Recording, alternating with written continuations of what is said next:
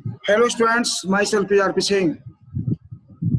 आज देखिए हम आपको एडजॉर्प्शन आइसोथर्म क्लियर करेंगे।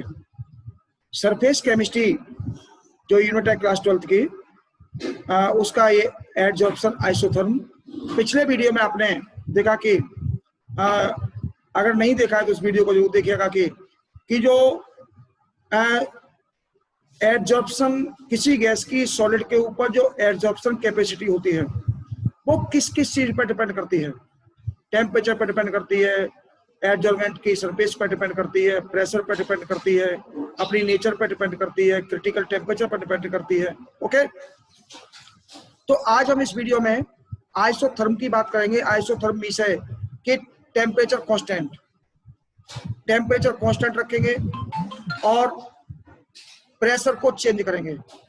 ठीक है ना। तो इसमें एक चीज ध्यान रखें कि हमने देखिए ग्राफिकली आपको समझाते हैं इसको।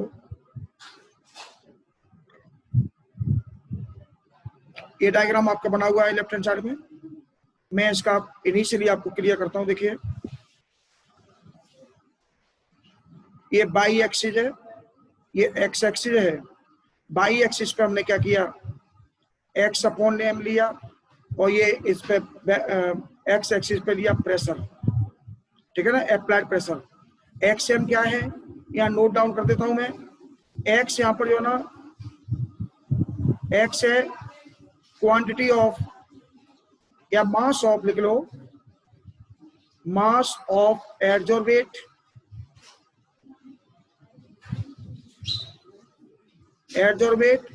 और एम है मास ऑफ एडजॉर्बेंट, ठीक है ना। तो पर यूनिट मास जो एडजॉर्बेंट का जो मास है उसका डिवाइड लगा दिया आपने, जितना एडजॉर्बेट उस पर एडजॉर्ब हुआ है उसमें, तो पर यूनिट मास पर एडजॉर्प्शन आ गया। ठीक है। अब देखिए क्या करेंगे इसमें।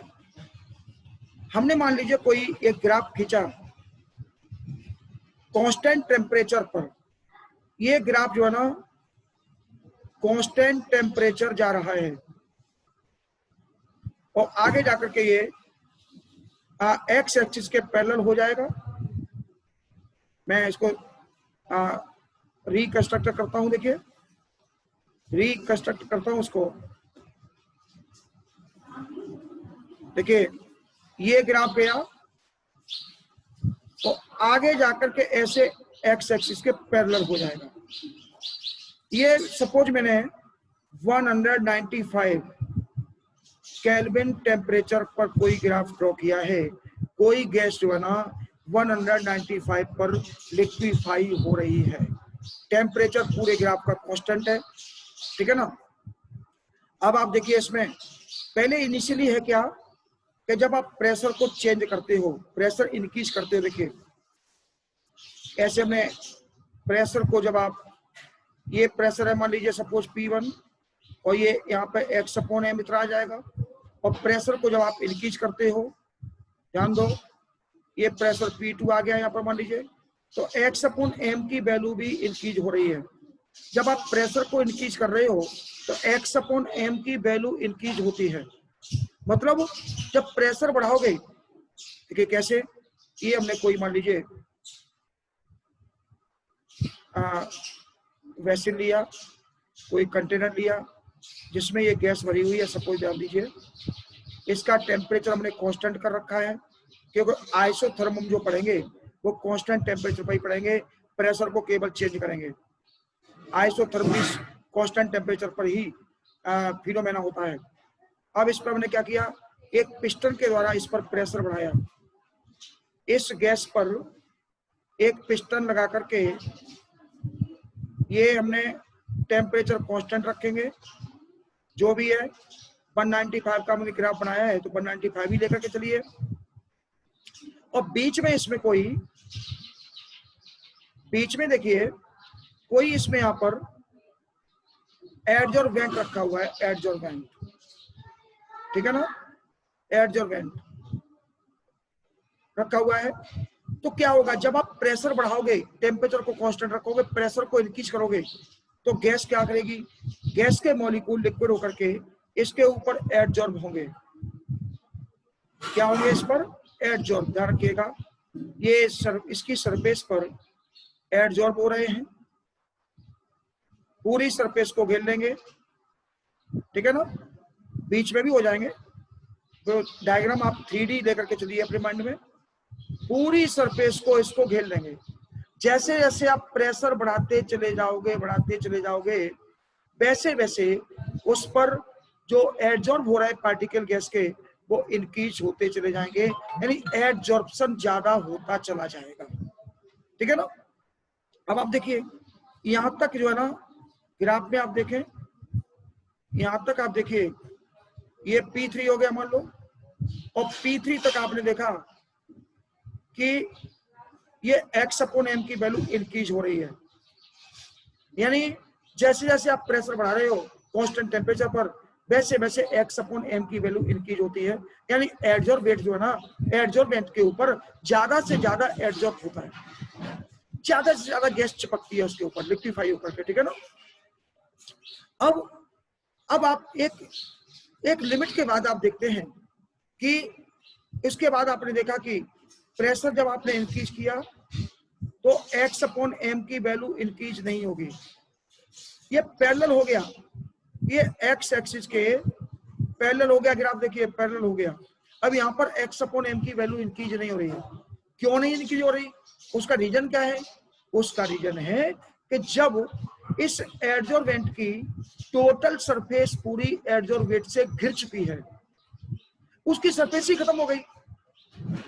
जब उसकी सारी सरफेस, जैसे मान लीजिए ये कोई चीज है, मेरे पास एडजॉर्बेंट है, इसके ऊपर चीज कोई मैंने चिपकाई, कोई गैस को एडजॉर्ब किया, और धीमे धीमे करके जब गैस के मॉलिक्यूल जब दूर दूर होंगे तो उस पर एडजॉर्ब होते जाएंगे, एडजॉर्ब होते जाएंगे, एडजॉर्ब होते जाएंगे। जब इसकी पूरी सरफेस भर जाएगी, फिर आप प्रेशर बढ़ाएंगे, तो फिर आप सोच के देखिए फिर कहां इस पे एडजॉर्ब होंगे, फिर कोई सरफेस तो इस पे बची नहीं, फिर तो इस पे एडजॉर्ब हो नहीं सकते, ठीक है ना। एक मैं एग्जांपल और देता हूं, छोटा सा एग्जांपल, घरेलू एग्जांपल देता हूं। जैसे मान लीजिए प्राइवेट बस से आप कहीं यात्रा कर रहे हो, ट्रेवल कर रहे हो प्राइवेट बस से, मैं एक एग्जांपल ले रहा हूं। तो प्राइवेट बस में पहले क्या होता है, आपने यात्रा की होगी, सबने सफर किया होगा, पहले सारी सवारी जो है ना सीट पे बैठती है इजीली। एक सवारी 3 सीट की है और उसके पैरेलल में आगे एक सवारी 2 सीट की है, तो 2 सीट पर 2 सीटर पर 2 सवारियां बैठेगी, 3 वाली पे 3 बैठेगी, इजीली बैठेंगी। फिर क्या होता है, कुछ सवारियां और आती हैं, तो 3 वाली पे 4 हो जाती हैं, 2 वाली पे 3 हो जाती है। यानी प्रेशर बढ़ रहा है। बाहर से जो हेल्पर उसके खड़े हुए बस वाले, उन्होंने कहा और सवारियां भरो, और सवारियां अंदर जाओ, बाहर से प्रेशर लगाया तो 3 वाली पे 4 हो गई, 2 वाली पे 3 हो गई, यानी प्रेशर बढ़ा। अभी सीट की थोड़ी जगह जो वैकेंसी थी वो बची थी, ध्यान दीजिए आप। तो सवारियां अंदर को कंजेस्टेड हो गई तो वैकेंसी थोड़ी बन गई, उस पर एक सवारी और बैठ गई। फिर क्या हुआ, फिर और सवारी, न्यू सवारी उसमें आई, न्यू पैसेंजर्स आई, तो वो खड़ी होने लगी, बीच में खड़ी होने लगी, और सवारी आई तो और कंजेस्टेड हो गई, यानी प्रेशर और बढ़ाया बस के मालिक ने कि और अंदर बढ़िए, और अंदर बढ़िए। वो प्रेशर बढ़ा रहा है, बढ़ाता जा रहा है, और सवारियों की जो संख्या है ना वो कम होती जा रही है, वो सॉरी बढ़ती जा रही है, और उसमें एडजॉर्प्शन ज्यादा होता जा रहा है, सवारियां जो है ना भरती जा रही है। अब उसका जो वॉल्यूम है, सरफेस है जो खड़े होने का बस का, सारे वॉल्यूम में तो सवारियां भरेंगी नहीं भाई, सरफेस पे खड़ी होंगी, तो सरफेस का जो जितना एरिया है, उस एरिया में जब मैक्सिमम सवारियां खड़ी हो जाती हैं, फिर अगर बस का मालिक कहता है कि और सवारियां इसमें भरो, जब वो प्रेशर और इंक्रीज करता है सवारियों को भरने के लिए, तो आप खुद से सोच के देखिए क्या सवारियां उसमें और भर सकती हैं। एक लिमिट ऐसी आएगी कि जब प्रेशर मैक्सिमम हो जाएगा, जब उसमें एडजॉर्प्शन, प्रेशर नहीं मैक्सिमम, जब एडजॉर्प्शन मैक्सिमम हो जाएगा तो प्रेशर उसके बाद और आप बढ़ाइए लेकिन एडजॉर्प्शन नहीं होगा, क्योंकि बस की जो सरफेस थी वो सारी भर चुकी है, ऐसे मान लीजिए। ओके, इस एग्जांपल को सभी लोग जानते होंगे। उसके बाद सवारियां और नहीं भर सकती इसमें, और उसके बाद अगर आपने भरी सवारियां तो क्या होगा, देखिए एक वर्ड आपने देखा पिछले वीडियो में, डिजॉर्प्शन। उसके बाद अगर आप उसके बाद अगर आप और प्रेशर बढ़ाते हैं तो कुछ सवारियां उसमें एंटर करेंगी, तो उसमें से कुछ सवारियां निकलेंगी, यानी एब्जॉर्प्शन के साथ साथ डिजॉर्प्शन भी होगा, और वो इक्विलिब्रियम की पोजीशन पर होगा। डिजॉर्प्शन भी होगा, वो एब्जॉर्प्शन भी होगा और डिजॉर्प्शन भी होगा, यानी एब्जॉर्बेंट की सरफेस पर जो मॉलिक्यूल्स गैस के, जो पार्टिकल गैस के एब्जॉर्ब हो चुके हैं, उनमें से कुछ पार्टिकल निकलते जाएंगे और कुछ पार्टिकल इसमें से कुछ पार्टिकल निकलते जाएंगे और कुछ पार्टिकल इस पर लगते जाएंगे। इसको बोलेंगे इक्विलिब्रियम की पोजीशन, जिसमें एब्जॉर्प्शन भी होगा और डिजॉर्प्शन भी होगा। ठीक है ना? तो ध्यान रखेंगे कि सेम टेम्परेचर पर प्रेशर जब पीएस यानी सैचुरेशन की स्थिति में, सैचुरेटेड जब प्रेशर हो जाएगा, उस कंडीशन में जाकर के देखिए, जब आप और प्रेशर इंक्रीज करेंगे तो उसके बाद x/m की वैल्यू इंक्रीज नहीं होती। ठीक है, ये बात हो गई। और दूसरी बात देखिए, अगर मान लीजिए हम टेम्परेचर गैस का इंक्रीज कर देते हैं, इस गैस का टेम्परेचर मान लीजिए इंक्रीज कर देते हैं, तो क्या होगा? गैस कम एब्जॉर्ब होगी। देखिए कैसे, टेम्परेचर हमने इंक्रीज किया तो ये ग्राफ बन रहा है, ये और ये पैरेलल हो गया, और ये टेम्परेचर इंक्रीज हो गया 244 केल्विन हो गया। ठीक है ना? अब आप कहीं से भी इस पर डालिए, एल्टीट्यूड डालिए, ये एल्टीट्यूड यहां से ले लीजिए, मान लीजिए इससे आपने ये लिया, तो देखिए ये जो वैल्यू है ना, ये वैल्यू पहले इस जगह पे थी, ये थी, और इससे देखिए डिक्रीज हो चुकी है। ये पहले 1 नंबर पे थी, देखिए ये इसका एल्टीट्यूड जा रहा है ऊपर, ये ठीक है ना, ये 1 नंबर पे थी x/m, और अब ये आ गई, ये मान लीजिए 2 नंबर पे आ गई है x/m, तो x/m की वैल्यू डिक्रीज हो चुकी है। और अगर आपने टेम्परेचर और इंक्रीज किया तो ये 273, मतलब कोई भी टेम्परेचर हो सकता है, नॉट कंपल्सरी दिस। तो यहाँ पर देखिएगा और वैल्यू देखिए डिक्रीज हो जाएगी। एक ही एल्टीट्यूड पर मैं P3 में कोई ले लिया है और इस पर थर्ड पोजीशन पे आ गए, तो x/m की वैल्यू और डिक्रीज हो गई। P3 पर, P3 कोई मैंने प्रेशर मान लिया, यहाँ पर P3 पर देखिएगा 3 मैंने ग्राफ बनाए हैं। ठीक है ना? एक x/m 1 नंबर पे लिया है, एक x/m 2 नंबर पे लिया है, एक x/m मैंने 3 नंबर पे लिया है। ये टेम्परेचर 195 है और इसका टेम्परेचर 244 है और इसका टेम्परेचर मैंने 273 लिया है, 273 केल्विन। ओके, आप देख लीजिए तीनों में जो है ना, आप देखें x/3, x/m जो 3 है, जो 1 था वो सबसे बड़ा था, फिर x/m जो सेकंड पोजीशन वाला है वो उससे छोटा हो गया, फिर x/m जो थर्ड नंबर वाला है वो उससे भी छोटा हो गया। आप ग्राफ में देख लीजिए बाई एक्सिस पर। तो इसका मतलब क्या है? टेम्परेचर इंक्रीज करने पर एब्जॉर्प्शन जो है ना वो कम होगा। ठीक है ना? प्रेशर भले ही आप बढ़ाइए। तो ये बात क्लियर हो गई कि टेम्परेचर इंक्रीज करोगे तो एब्जॉर्प्शन कम होगा, और टेम्परेचर को कांस्टेंट रखोगे तो प्रेशर को इंक्रीज करोगे, तो एक सिचुएशन ऐसी आएगी कि वहां तक ध्यान रखिएगा, वहां तक एब्जॉर्प्शन इंक्रीज होगा, और पीएच जब आ जाएगा, सैचुरेशन की स्थिति कंडीशन आ जाएगी, तो उसके बाद प्रेशर पर डिपेंड नहीं करेगा एब्जॉर्प्शन। अब ऐसा क्यों? वो देखिए, प्रेशर पर डिपेंड क्यों नहीं करेगा वो मैं क्लियर करता हूं यहाँ पर, और इसको मैं डाउन कर देता हूं।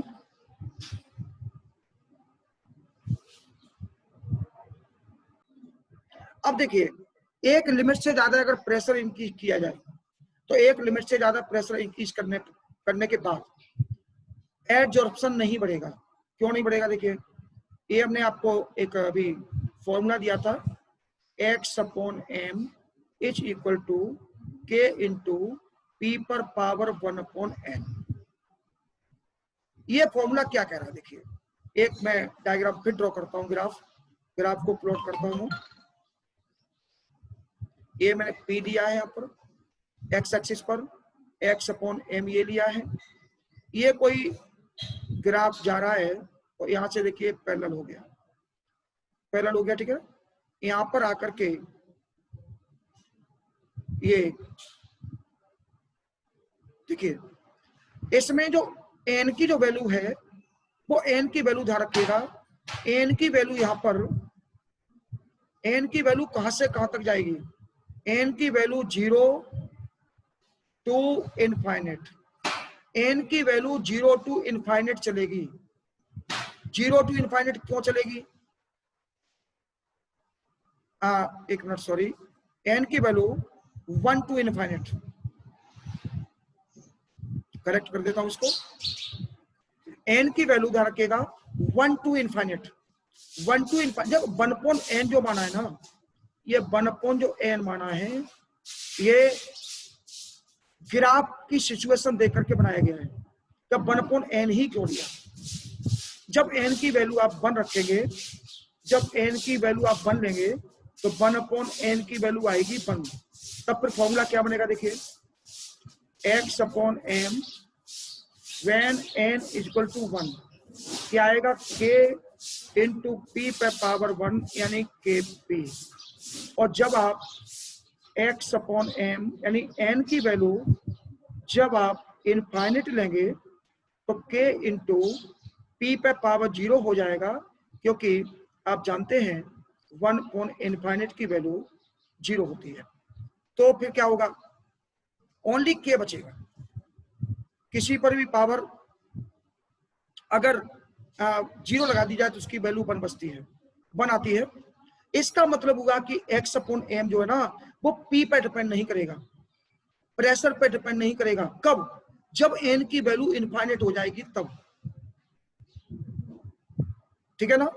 n की वैल्यू, अब आप सोच रहे होंगे कि 0 और इनफाइनेट ही क्यों लिया?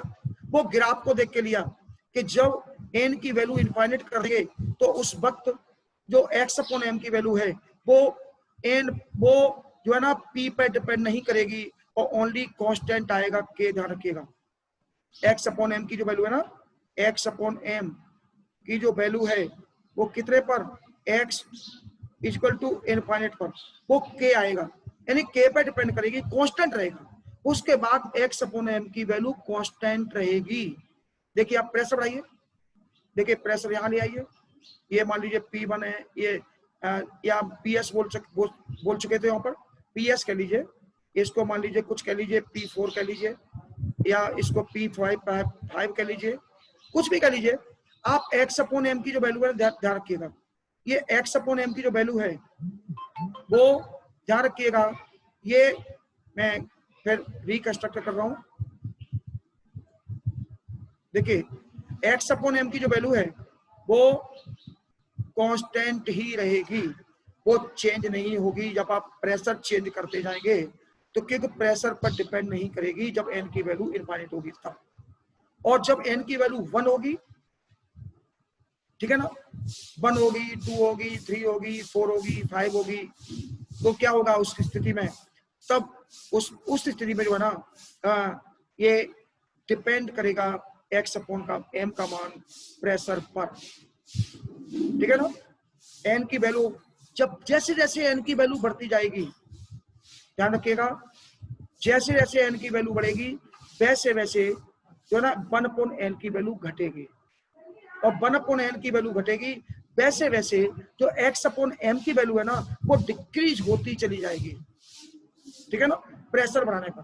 और एक स्थिति ऐसी आएगी जब प्रेशर आप PS यानी सैचुरेशन की स्थिति में जब प्रेशर पहुंच जाएगा, उसके बाद आप प्रेशर कितना भी बढ़ाइए, उसके बाद जो है ना x/m की वैल्यू इंक्रीज नहीं होगी। क्लियर हो गया टॉपिक? अब देखते हैं आगे, देखिए, और इसको हम जगह बनाए इसके लिए। इसका नोट्स देखिए बना हुआ है, मैं इसको डाउन करता जा रहा हूँ। जितनी आपको हेल्प उस नोट्स से मिले, ले सको उतनी नोट्स से ले लेना, और बाकी मैं समझाने का काम देखिए बोर्ड वाला काम ये आपके सामने कर ही रहा हूँ। अब देखिए, इसमें आपने लिया इक्वेशन ली x equal to k into P पर पावर 1/n। अब यहां से आता है देखिए फ्रेंडलिक ग्राफ। फ्रेंडलिक ग्राफ जो है ना, फ्रेंडलिक आइसोथर्म कैसे बनाया उन्होंने, देखिए ये हमने ग्राफ बनाया, इस पर P लिया, इस पे देखिए इस पे हमने x/m लिया, ठीक है ना, और ये कोई देखिए ग्राफ जा रहा है, ये किसी गैस का ग्राफ गया, ठीक है ना। x/m की वैल्यू जब लोअर से लोअर प्रेशर होगा, ध्यान रखिएगा, उस वक्त भी x/m की कुछ तो वैल्यू होगी, ठीक है ना। आपने टेम्परेचर डाउन किया, प्रेशर इंक्रीज नहीं किया, प्रेशर 0 है, टेम्परेचर डाउन कर रखा है, गैस लिक्विफाई हो जाएगी, ठीक है ना। इस पर कोई चीज चिपका नहीं है आपको, मान लीजिए सपोज मैंने फिंगर को वाटर में डिप किया, कोई प्रेशर नहीं लगाया, तो उसी स्थिति में भी एडजॉर्प्शन होगा, और प्रेशर इंक्रीज करोगे तो एडजॉर्प्शन ज्यादा होगा, और एक लिमिट के बाद खत्म हो जाएगा, मतलब इंक्रीज नहीं होगा। ये बात ऊपर क्लियर हो चुकी है। अब देखिए क्या होगा, इसका आप लॉग लीजिए दोनों साइड में, taking log on both sides, x/m है, देखो ये जब लॉग लेंगे आप तो log x/m is equal to log k into P पर पावर 1/n, ठीक है ना, यानी log k plus log x to the power p to the power 1/n। इसके बाद देखिए आता है log k, अब देखिए हमने ये लॉग लिया है तो log k plus 1/n log p, okay. और इसको थोड़ा सा मैं अगर इधर उधर थोड़े से ट्रांसफर करूं तो ये log x/m is equal to आ जाएगा, मैं 1/n log p को पहले लिख रहा हूं, log p 1/n log p और प्लस log k, ओके। एक आपने स्ट्रेट लाइन की इक्वेशन पढ़ी होगी, स्ट्रेट लाइन की इक्वेशन आती है y is equal to mx plus c, है ना। ये जो इसमें m होता है, m इज स्लोप, m क्या है, इसका स्लोप है, जिसको tan थीटा बोलते हैं, कोऑर्डिनेट के रूप में भी निकाल देते हैं, m equal to y2 minus y1 upon x2 minus x1। और स्लोप देखिए मैं थोड़ा सा नोट डाउन कर दूं यहाँ पर, y2 minus y1 upon x2 minus x1, और अगर सपोज एंगल दिया हुआ होता है तो एंगल के रूप में tan थीटा लेते हैं, तो m इज स्लोप, ठीक है ना। और c क्या है यहाँ पर, c is intercept on by axis, by axis पर जो जितना इंटरसेप्ट कटा है, इंटरसेप्ट है जो स्ट्रेट लाइन ने जितना इंटरसेप्ट को काटा है, जितने भाग को काटा है, उसको बोलते हैं सी, ठीक है ना। तो ये जो लाइन में ड्रॉ की है, अगर आप एडजॉर्प्शन के फॉर्मूला में तो ये जो सामने लिखा हुआ है उसके हिसाब से लिखेंगे, अगर इसको मैथमेटिक्स में पढ़ रहे होते आप तो इसको y equal to mx plus C लिखते, और ये जो इंटरसेप्ट है इसको लिखा जाता है सी, उसमें ध्यान रखिएगा, ठीक है ना। और यहाँ पर अभी इसका कंपैरिजन जब आप करेंगे तो log x/m जो है ना, ये बाई की जगह पे आ जाएगा, ध्यान रखिएगा, ये बाई हो गया, और mx जो ये 1/n है, 1/n आपका m हो जाएगा, log px हो गया, और इधर log k आपका c हो गया, तो ये mx प्लस c टाइप की एक इक्वेशन बन जाएगी। इससे ये प्रूफ होगा कि जो एडजॉर्प्शन होना है किसी गैस का किसी सॉलिड के ऊपर, तो वो स्ट्रेट लाइन की इक्वेशन को फॉलो करेगा, ठीक है ना। इसका किसी भी पॉइंट पर अगर आप चाहते हैं तो उसका स्लोप निकाल सकते हैं, कहीं से भी निकाल लीजिए। जैसे मान लीजिए सपोज मैंने ये प्रेशर लिया यहाँ पर, एक मैंने एल्टीट्यूड डाला यहाँ पर देखिए, ठीक है ना, और इस यहाँ से मैंने एक्स एक्सिस के पैरेलल एक लाइन ये ड्रॉ कर ली, और एक वाई एक्सिस के पैरेलल एक लाइन ड्रॉ कर ली है ये, ठीक है ना। तो इस पॉइंट पर सपोज मैं ए पॉइंट मान लेता हूं इसको, ए पॉइंट पर प्रेशर कितना है और ये बी पॉइंट जो यहाँ पर लिखा जा रहा है, देखिए बी पॉइंट पर प्रेशर कितना है, ठीक है ना। तो उसके आधार पर आप इसका चाहे तो स्लोप निकाल सकते हैं। यहाँ से ये यहाँ तक प्रेशर कितना इंक्रीज हुआ है, बी पॉइंट तक प्रेशर कितना इंक्रीज हुआ है ए पॉइंट से जाने के बाद, तो इससे आप बेस निकाल लेंगे और इसके बाद देखिए आप ये एल्टीट्यूड निकाल लेंगे और एल्टीट्यूड अपॉन बेस आप निकाल करके टेन थीटा निकाल लेंगे, ये थीटा है, तो इससे आप यहाँ से निकाल सकते हैं इसका स्लोप। तो ये फ्रेंडलिक ग्राफ है, फ्रेंडलिक आइसोथर्म, जो ये प्रूव करता है कि एडजॉर्प्शन की जो फिनोमेना है वो स्ट्रेट लाइन बनेगी। और स्ट्रेट लाइन फिर मैं क्लियर कर दूं एक बार ग्राफ को रिकंस्ट्रक्ट करके, ये ऊपर जो आपने डायग्राम देखा था, ये डायग्राम देखे सीधा जाएगा स्ट्रेट लाइन को मेंटेन करता हुआ, और जब ये कांस्टेंट होगा तो कांस्टेंट के बाद ध्यान रखिएगा सीधा स्ट्रेट लाइन को ही फॉलो करेगा। ये ध्यान रखें, कर्व्ड नहीं बनाएंगे इसको, प्रेशर जैसे जैसे बढ़ाएंगे वैसे वैसे एडजॉर्प्शन इंक्रीज होगा, लेकिन इंक्रीज होने की जो रेट है वो डिक्रीज होती जाएगी, और जब पीएस आ जाएगा, सैचुरेशन की जब कंडीशन आ जाएगी, तो फिर उस गैस पर आप कितना भी प्रेशर इंक्रीज कर लीजिए और उसके बाद जो एडजॉर्प्शन है वो इंक्रीज नहीं होगा। क्योंकि मैं आपको ऊपर एक एग्जाम्पल के द्वारा एक बस का सवारियों का भी एग्जाम्पल दिया था, और एक मैंने आपको एक छोटा सा एक एग्जाम्पल दिया था कि कोई एब्जॉर्बेंट लिया है, उस पर गैस एब्जॉर्ब हो रही है, एब्जॉर्ब नहीं बोलेंगे, एब्जॉर्ब हो रही है। जैसे मान लीजिए मैंने इसका एग्जाम्पल दिया था, इसके ऊपर कोई गैस एब्जॉर्ब हो रही है, धीमे धीमे गैस इसके लिक्विफाई होने के बाद ही एब्जॉर्ब होगी, ये पूरी क्लियर हो चुकी है। गैस के मॉलिक्यूल इस पर एब्जॉर्ब हो रहे हैं लिक्विफाई होकर के, ठीक है ना। जब तक इसकी सरफेस पूरी फुल फिल्ड नहीं होगी तब तक, जब तक स्पेस रहेगा, एम्प्टी स्पेस रहेगा, तब तक गैस के मॉलिक्यूल इसके ऊपर एब्जॉर्ब होते जाएंगे, ठीक है ना। लेकिन उनके जो रेट है एब्जॉर्प्शन की वो डिक्रीज होती जाएगी। क्यों?